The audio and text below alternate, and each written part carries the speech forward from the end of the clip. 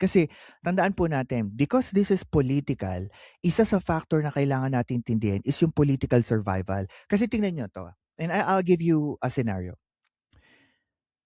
Ano man ang maging sagot nila sa magiging desisyon sa impeachment trial ni VP Sara, another factor that we need to understand is yung bang base ng mga Duterte, they still, yung mga botante nila, they still gonna deliver yung votes na meron sila noong 2022 nung binoto nila yung mga senator judges na ito. Second, will there be a guarantee that the Duterte bloc still intact by 2028?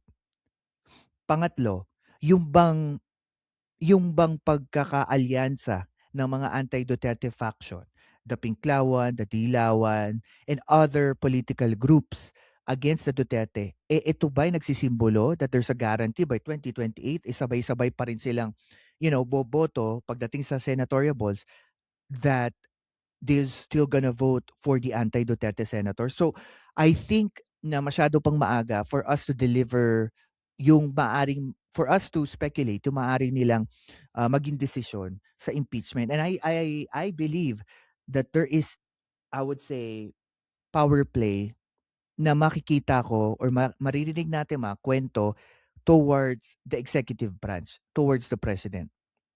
I think that there is a big push at saka pressure coming from the president. For some reason, maybe it's a positive or a negative sign from the office of the president. Pero para sa akin, this is the right time para paggalawin niya yung political maneuvering niya.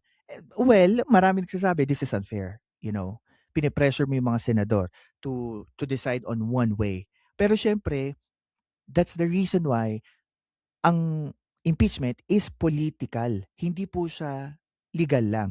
Kumbaga malaki pa rin aspeto ng pagiging political kaya tayo nagkaroon ng impeachment. Kung meron mang mga usapan, meron mang push galing sa presidente, well, normal, ethical, depende sa pagtingin ng tao. Pero para sa akin, if I were to be asked, the president should get involved. The president should push a narrative to the senators na dapat nilang gawin yung dapat nilang gawin. Whether or not i-impeach si VP Sara or not, para sa akin, the involvement of the president is very powerful and very important dito sa impeachment trial.